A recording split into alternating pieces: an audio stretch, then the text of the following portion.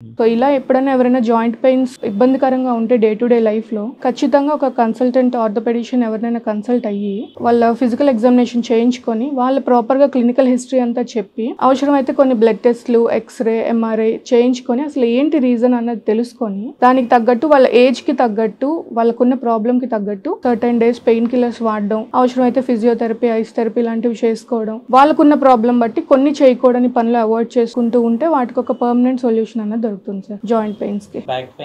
Most common back pain ఇప్పుడు software professions లో ఎక్కువ ఉండే వాళ్ళకి ప్రాపర్ బ్యాక్ సపోర్ట్ లేకపోవడం ఒక main reason sir. Next wallet back pain అంటాం. బ్యాక్ పాకెట్ లో వాలెట్ పెట్టుకొని డ్రైవ్ చేయడం లేదంటే ఎక్కువసేపు పాకెట్ లో వాలెట్ పెట్టుకొని కూర్చోవడం కూడా బ్యాక్ పెయిన్ కాజ్ చేస్తుంది.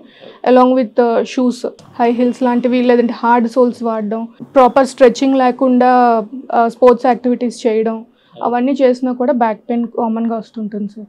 So any back pain should never be neglected. So అది బోన్ వల్ల వస్తుందా మజిల్ వల్ల వస్తుందా లేదంటే యాక్చువల్గా డిస్క్ వల్ల కూడా వచ్చేది వీళ్ళు చాలా నెగ్లెక్ట్ చేసి మోర్ దాన్ 50% డిస్క్ ప్రొలాప్స్ అయిపోయే వరకు వెయిట్ చేస్తూ ఉంటారు.